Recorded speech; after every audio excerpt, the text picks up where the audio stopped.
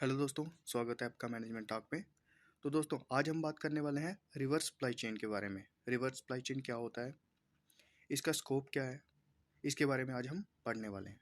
तो आइए दोस्तों, स्टार्ट करते हैं। सबसे पहले हम समझते हैं कि रिवर्स सप्लाई चेन क्या होता है। Reverse supply chain refer to the process of managing the return of goods from the point of consumption back to the point of origin for various purposes such as recycling, refurbishing, remanufacturing और disposal. कहता है reverse supply chain वो process होता है जिसके ज़रिए हम return of good को मैनेज करते हैं। पॉइंट ऑफ कंजप्शन से लेके, मतलब जहाँ पे प्रोडक्ट हमारे कस्टमर से रिटर्न किया गया हो, उसको हम कस्टमर से लेके जहाँ पे प्रोडक्ट बनता है उसके ओरिजिन तक कैसे लाते हैं, उसको हम बोलते हैं रिवर्स सप्लाई चेन। इसमें बहुत से प्रोसेसेस यूज़ किए जाते हैं, जैसे रिसाइकलिंग करना हो गया, रिफर्बिशिंग हो गया, रीमैन्युफैक्चरिंग या फिर प्रॉपर डिस्पोजल करना उसका। ये सब रिवर्स सप्लाई चेन में हम करते हैं। अगर हम शॉर्ट में कहें तो it is the process of moving goods from the final destination to the origin for the purpose of recapturing value or proper disposal। अगर शॉर्ट में हम कहें तो रिवर्स सप्लाई चेन वो प्रोसेस होता है जिसके ज़रिए हम एक गुड्स को मूव करते हैं फाइनल डेस्टिनेशन से लेके उसके ओरिजिन तक, जिससे कि हम उसकी वैल्यू को रिकैप्चर कर सकें या फिर उसका प्रॉपर डिस्पोजल कर सकें। तो आइए दोस्तों, अब बात करते हैं scope of reverse supply chain.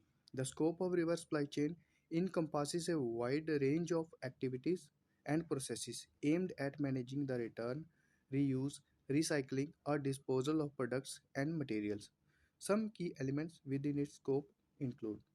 तो दोस्तों, scope of reverse supply chain में हम वाइड रेंज ऑफ एक्टिविटीज़ करते हैं और प्रोसेसेस करते हैं जिसका एम होता है कि रिटर्न को कैसे मैनेज करना है, उसको रीयूज़ कैसे करना है, उसकी रिसाइकलिंग कैसे करनी है या फिर उसका डिस्पोजल कैसे करना है। इसके कुछ की एलिमेंट्स हैं जिसके बारे में अब हम पढ़ेंगे। पहला है product return, handling and processing return products from customers, retailer और डिस्ट्रीब्यूटर। कहता प्रोडक्ट रिटर्न में हम क्या करते हैं, उन प्रोडक्ट को हैंडल कैसे करना है और उसकी प्रोसेसिंग कैसे करनी है जो हमें कस्टमर, रिटेलर या फिर डिस्ट्रीब्यूटर के द्वारा वापस दिए गए हैं। नेक्स्ट है reverse logistics, managing the transportation, sorting and routing of return products और मटेरियल्स। कहता है रिवर्स लॉजिस्टिक्स में हम क्या करते हैं, मैनेज करते हैं ट्रांसपोर्टेशन को, कि कौन सा मोड ऑफ ट्रांसपोर्टेशन हमें यूज़ करना है रिवर्स लॉजिस्टिक्स में। मतलब जो प्रोडक्ट हमें कस्टमर से वापस लेना है उसमें कौन सा मोड ऑफ ट्रांसपोर्टेशन हम यूज़ करेंगे। उसकी फिर सॉर्टिंग करते हैं कि कौन सा प्रोडक्ट ख़राब है, कौन सा सही है। फिर उसके बाद उसको रूटिंग करके रिटर्न कर दिया जाता है उस प्रोडक्ट को ठीक करके। तीसरा गया रिफर्बिशमेंट, रिपेयरिंग, रेनोवेटिंग और restoring product to extend their usable life.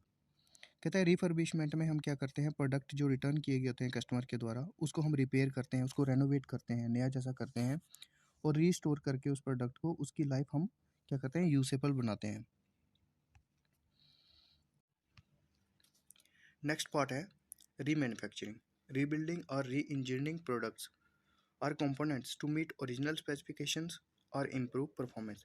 कहता है रीमैन्युफैक्चरिंग क्या होता है, इसमें हम रीबिल्ड करते हैं, दोबारा से बिल्ड करते हैं हमारे प्रोडक्ट को, उसकी दोबारा से री इंजीनियरिंग की जाती है या फिर उसके कुछ कंपोनेंट की री इंजीनियरिंग की जाती है जिससे कि उसकी ओरिजिनल स्पेसिफिकेशन को मीट किया जा सके और उसकी परफॉर्मेंस को इम्प्रूव किया जा सके। नेक्स्ट है recycling, collecting, sorting, processing and reprocessing material to create new products और रॉ मटेरियल्स।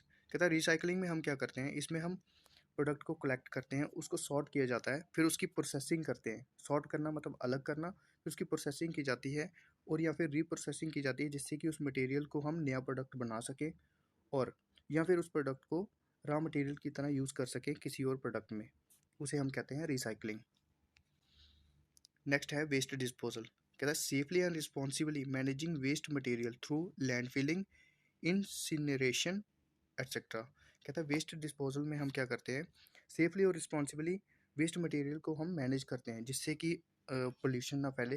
जैसे लैंड फिलिंग हो गया, मतलब ज़मीन में खड्डा खुद में उसके जो फालतू के पार्ट्स होते हैं, जो मतलब वेस्ट प्रोडक्ट्स होते हैं, उनको हम लैंड के बीच में दबा देते हैं या फिर उनका इंसिनरेशन कर देते हैं। इंसिनरेशन मतलब उनको जला देना। आगे बढ़ते हैं। Product recalls. Managing the return and replacement of defective or unsafe products from the market. तो दोस्तों प्रोडक्ट रिकॉल क्या होता है? प्रोडक्ट रिकॉल में हम रिटर्न को मैनेज करते हैं और डिफेक्टिव आइटम को रिप्लेस कर देते हैं जो कि अनसेफ होते हैं प्रोडक्ट मार्केट में। मतलब क्या है कि समझ लो किसी कंपनी ने एक नया प्रोडक्ट लॉन्च किया मार्केट में, तो मार्केट में अगर उसमें कंप्लेंट ज़्यादा आ रही हैं तो उसमें उस प्रोडक्ट को वो क्या करते हैं कंपनी वाले कि उसकी मतलब डीवैल्यूएशन ना हो जाए उसके प्रोडक्ट की, वो अपने प्रोडक्ट को मार्केट से वापस मंगवा लेता है, जिससे कि उसमें जो प्रॉब्लम्स है, उसमें जो डिफेक्टिवनेस है उसको कंट्रोल किया जा सके और दोबारा से उसको रीलॉन्च किया जा सके। नेक्स्ट है end of life management. Planning and executing strategies for the final disposition of products और material at the end of their life. कहता है कि एंड ऑफ लाइफ मैनेजमेंट क्या होता है कि इसे में हम इस तरह से प्लानिंग करते हैं और एग्जीक्यूट करते हैं स्ट्रेटजी को कि जब कोई प्रोडक्ट किसी काम का नहीं रहा, मतलब वो मटेरियल अभी यूजेबल नहीं है, तो उसको किस तरह से उसकी लाइफ को एंड करना है, उसको मतलब किस तरह से डिस्पोज करना है, उसके बारे में हम एंड ऑफ लाइफ मैनेजमेंट में पढ़ते हैं। तो थैंक यू दोस्तों, इस वीडियो में इतना ही था। अगली वीडियो में हम कुछ और टॉपिक लेके आएंगे। तो थैंक यू दोस्तों, धन्यवाद।